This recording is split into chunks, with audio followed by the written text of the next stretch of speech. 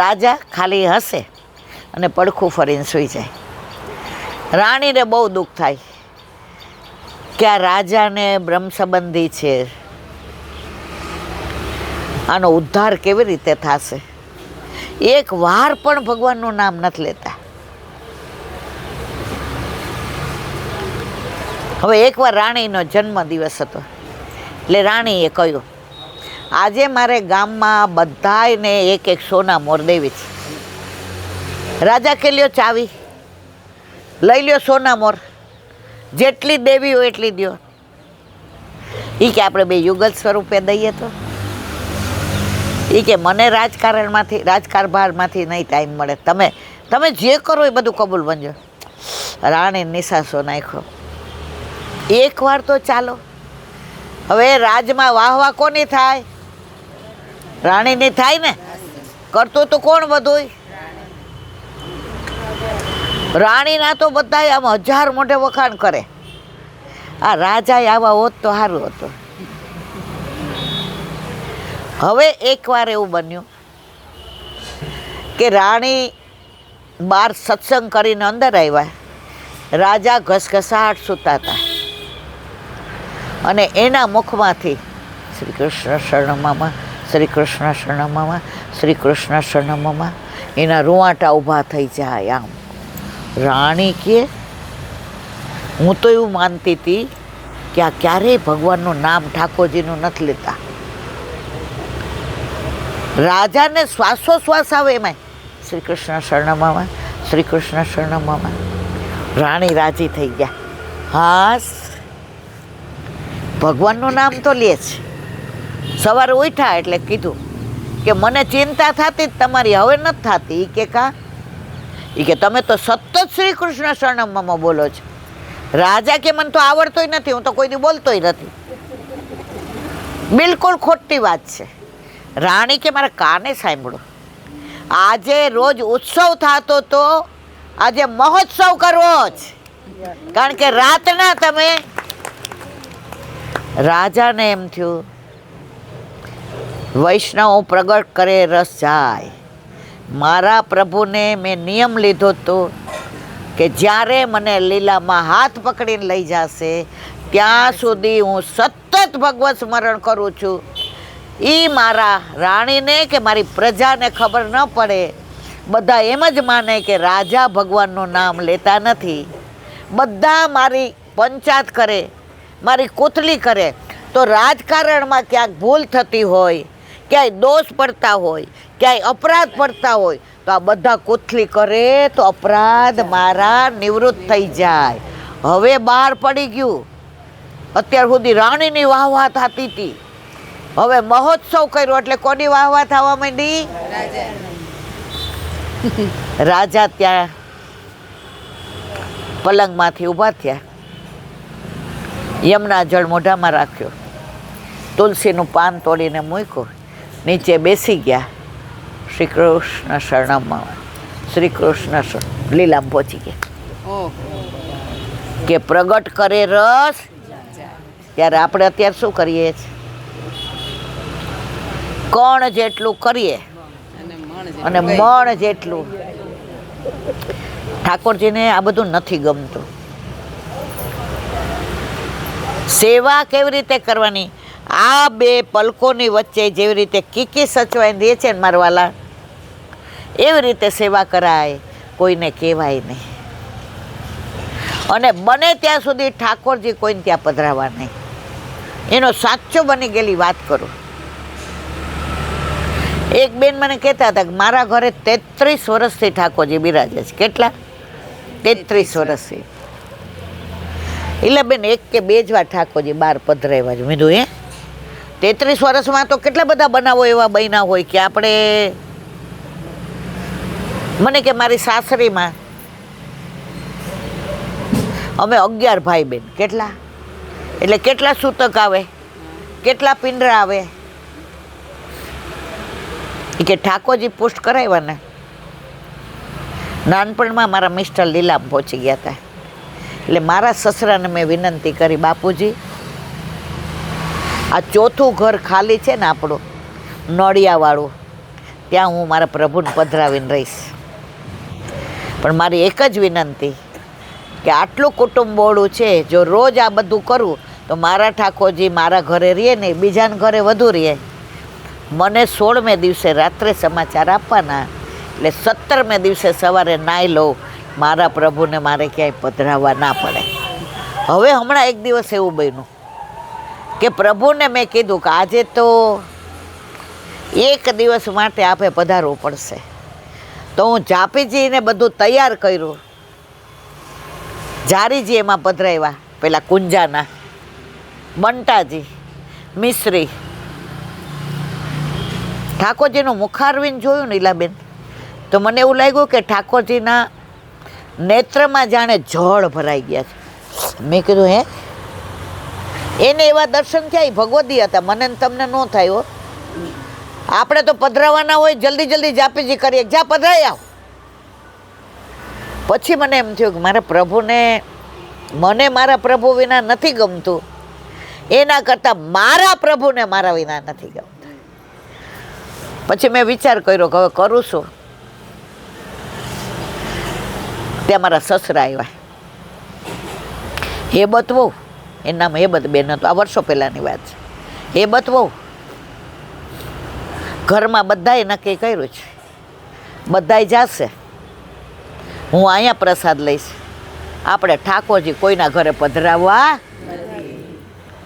અને મેં પાછા ગોદમાંથી ને બધા વસ્ત્ર વડા કર્યા, શ્રીંગાર વડા કર્યા, અને પ્રભુને સૈયા મંદિરમાં પોઢાડ્યા. ત્યારે ઠાકોરજી જે મુસ્કાતા હતા, આપનું રોજ રોજ મુખડું હસતું રે, મને ગમતું રે, આ તો કહું છું રે ઠાકોરજી તમને ગમતું.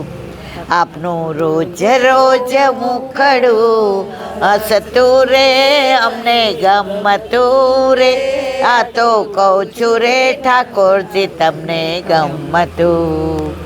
એક આપને ગમતા રાધાજીને, બીજા આપને ગમતા વૈષ્ણવ. એક આપને ગમતા રાધાજીને, બીજા ગમતા વૈષ્ણવ. આપણા વૈષ્ણવની દિનતા આપને ગમતી રે, મનમાં રમતી રે, આ તો કહું છું રે ઠાકોરજી તમને ગમતું. આપના વૈષ્ણવની દિનતા આપને ગમતી રે, મનમાં રમતી રે, આ તો કહું છું રે ઠાકોરજી તમને ગમતું. ઠાકોરજીને સૌથી વાલા હોય ને તો વૈષ્ણવ, એનું પ્રગટ પ્રમાણ. ચલો પૂરું કરીએ, મ્યુઝિક આવી ગયું ને. તો મારા વાલા, એક સરસ આમ બનાવો. બ્રજમાં બરસાનામાં તમે પગથિયા ઉતરીને બહાર આવો ને, ત્યાં પાર્કિંગ બાજુ જાઓ,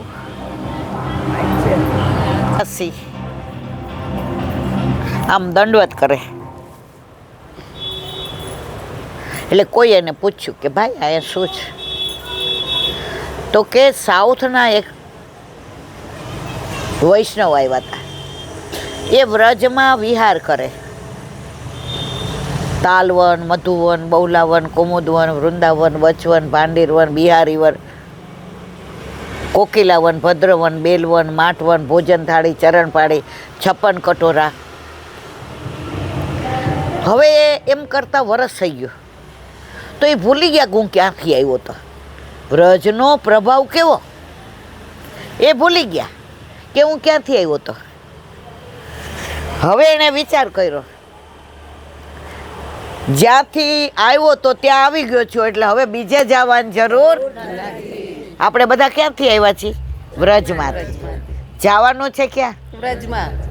વ્રજ વાલું રે વૈકુંઠ નહીં આવું, વ્રજ વાલું રે વૈકુંઠ નહીં આવું, ત્યાં કાન કુંવર હું ક્યાંથી લાવું ત્યાં કાન કુંવર હું ક્યાંથી લાવું વ્રજવાલું રે વૈકુંઠ નહીં આવું. તો એણે જોયું કે હવે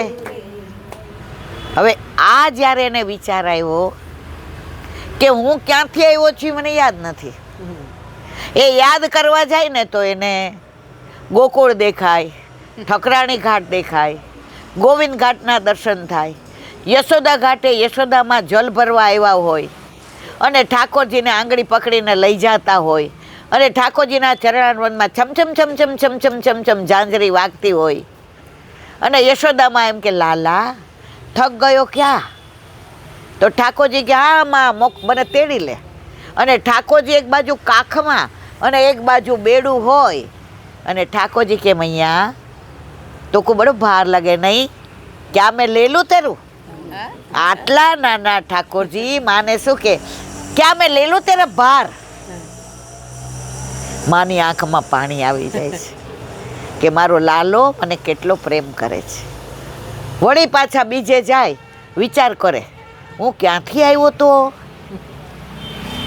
તો વળી ઠાકોરજીના જ લીલાના દર્શન થાય.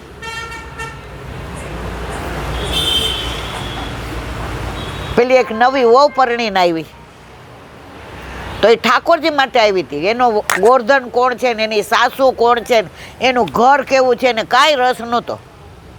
એટલે પરણીને આવી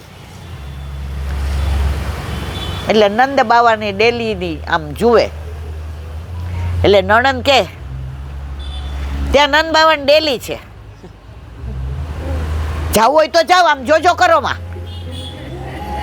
તો ઓલી પોળી બિચારી ઈ કે તો જઈ આવું.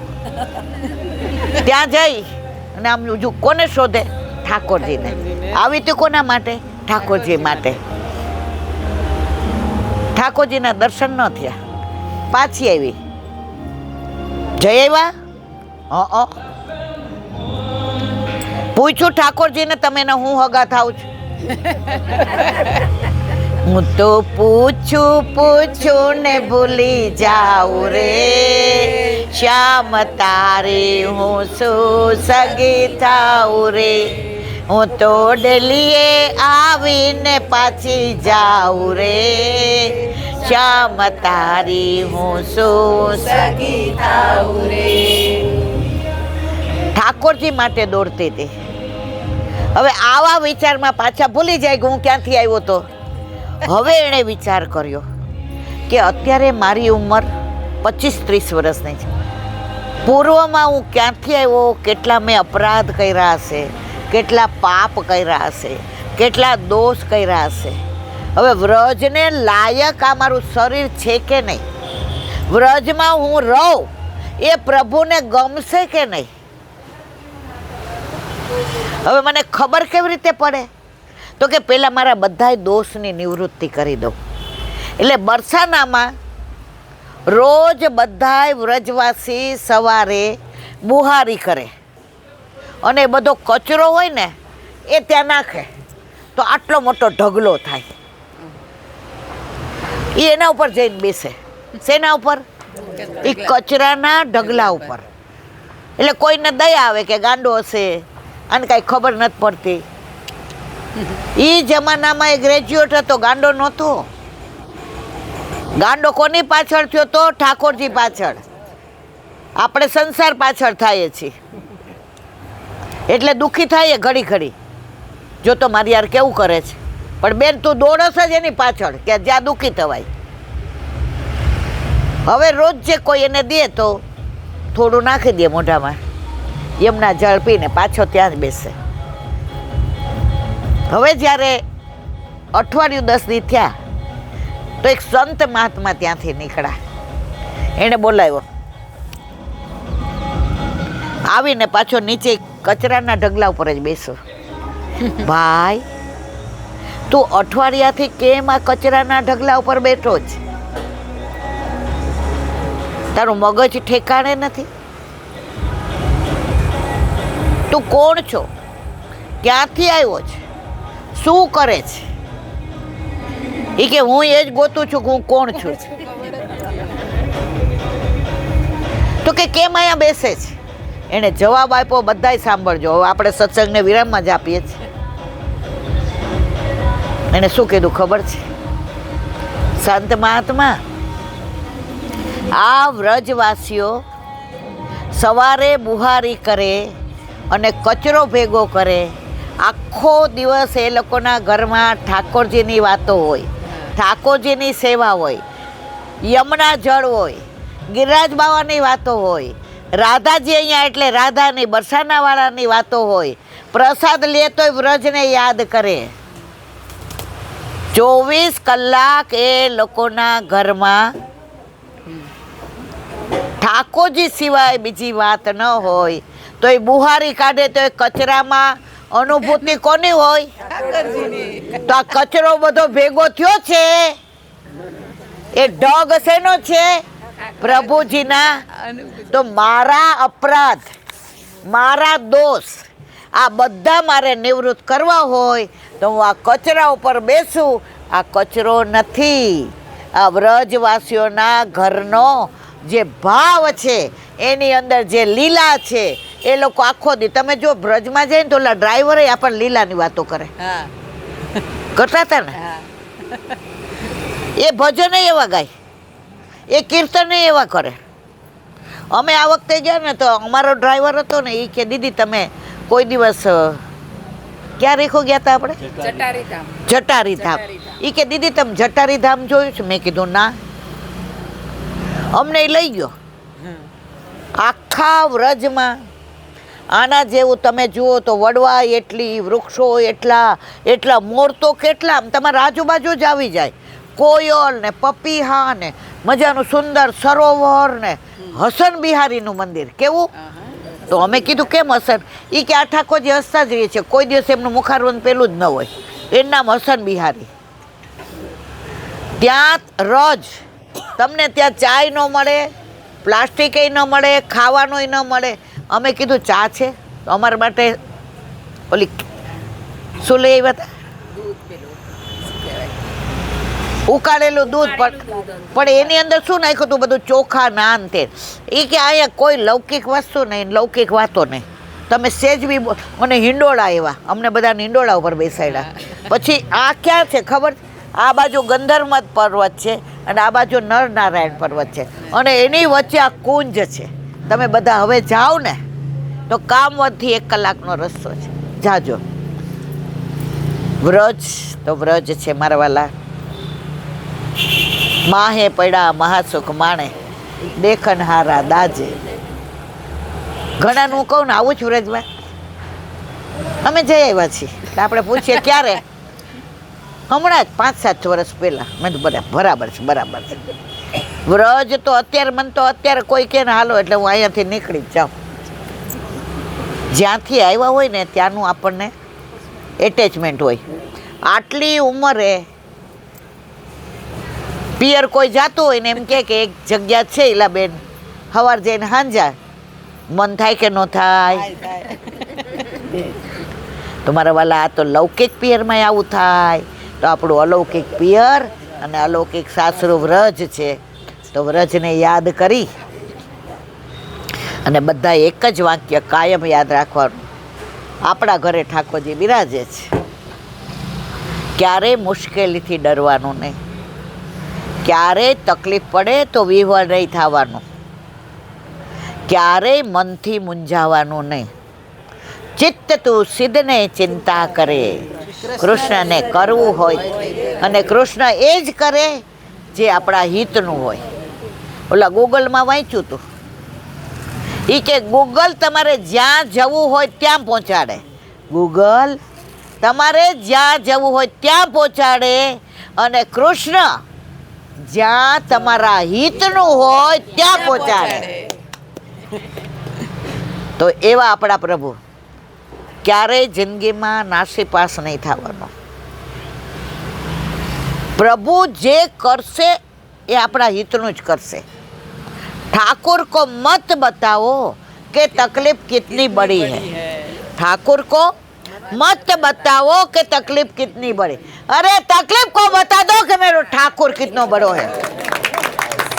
ठाकुर को तकलीफ को बता दो कि मेरा ठाकुर कितनो बड़ो है। बस मारा वाला, मारी कोई लायकात नहीं सत्संग करवानी। પણ ઓલો નાનો છોકરો બોલતા શીખે ને તો કાકા ને બા ને બધા એમ કે કેવું સરસ બોલે છે. હવે તોતરો બોલતો હોય, સમજાતોય ન હોય તો એને વાલા લાગે. મારું કોઈ સત્સંગ કરવાનું પેલું નથી, મારી લાયકાત નથી. તમારા બધાના પ્રેમથી હું સવારું છું એટલે આ વાણી મારા વલ્લભની છે, ઉપયોગ મારા મોઢાનો કરે છે. હે શ્યામ, તારી બંસી બની બજવું છે મારે. હે શ્યામ, તારી બંસી બની બજવું છે મારે. એમાં સુર પૂરવા કેવા, કેટલા અને ક્યારે એ જોવાનું તારે. એમાં સુર પૂરવા કેવા, કેટલા અને ક્યારે એ જોવાનું તારે. તો મને બોલાવવા સુર પૂરવા વાળો કોણ છે? મારો નાથ, મારો વલ્લભ, મારા ઘરે બિરાજતો મારો ઠાકોરજી. બસ એણે જે બોલાવડાવ્યું એ બોલ્યા. આજના મંગળ પ્રસંગની ખૂબ ખૂબ વધાય, ખૂબ ખૂબ વધાય, ખૂબ ખૂબ વધાય. મદન મોહનજીના પ્રાગટ્ય ઉત્સવની ખૂબ ખૂબ વધાય, ખૂબ ખૂબ વધાય, ખૂબ ખૂબ વધાય. એમના કીર્તનનું નક્કી કર્યું એને ખૂબ ખૂબ વધાય. કારણ કે જો એક દીકરી ઘરમાં આવી જાય અને અનુકૂળ હોય તો આપણી પાછળ આપણા ઠાકોરજી ગુરુ ઘરે ન જાય અને આપણા ઘરે જ રહે એવું પાત્ર પ્રભુ બધાને આપે. અને આપણા ઠાકોરજી જ્યાં સુધી ભૂતલ પર આપણી પેઢી રહે ત્યાં સુધી આપણા ઘરે બિરાજે. બોલો વલ્લભા શ્રીમદ મારા ગુરુદેવને મારા દંડવત પ્રણામ. चंद्र सरोवर पे सूरदासी के द्वार पे सुरभि कुंड पे परमानंद दासी के द्वार पे मेरा दंडवत प्रणाम. जमुनावता पे संकर्षण कुंड पे कुंभन दासी के द्वार, बिच्छू कुंड पे कृष्णदासी के द्वार पे मेरा दंडवत प्रणाम. कदम खंडी पे गोविंद स्वामी के द्वार पे मेरा दंडवत प्रणाम. अप्सरा कुंड पे चित्त स्वामी के द्वार पे, मानसी गंगा पे नंददासी के द्वार पे मेरा दंडवत प्रणाम. रुद्र कुंड पे छत्रभुज दासी के द्वार पे मेरा दंडवत प्रणाम. व्रज विलास व्रजनी गोपिकाओं ने मारा दंडवत प्रणाम. हे वल्लभ, સવારથી અત્યાર સુધી સેવા, સ્મરણ, સત્સંગ જે પણ તે કરાવ્યું તે તારા ચરણારવિંદમાં સમર્પણ કરું છું. ભૂલ અપરાધ થઈ હોય તો ક્ષમા કરજો. બોલો વલ્લભા દ્રઢઈ નાના કેરો ભરોસો, દ્રઢઈ ના ચરણના કેરો. श्री वल्लभ चंद्र छटा बिना सब जोग माच अंधेरो भरोसो, दृढ़ चरण के साधन और नहीं आकली में जासु होय निवेरो. सूर्य का कहे द्विविध आंधरो, बिना मोल को चेरो भरोसो, दृढ़ न चरण, दृढ़ न चरण, दृढ़ न चरण के. શ્રી વલ્લભા. આજનો આ સત્સંગ મારા વલ્લભના ચરણારવિંદમાં સમર્પણ કરું છું. ભૂલ અપરાધ થઈ હોય તો ક્ષમા કરજો. આ મારા વલ્લભની વાણી અને ભૂલો એ મારી. બોલો વલ્લભા. આજના પાટોત્સવની ખૂબ ખૂબ વધાય, ખૂબ ખૂબ વધાય. મદન મોહનજીના પ્રાગટ્ય ઉત્સવની ખૂબ ખૂબ વધાય. બધાય વૈષ્ણવને જાજા કરી જય શ્રી કૃષ્ણ.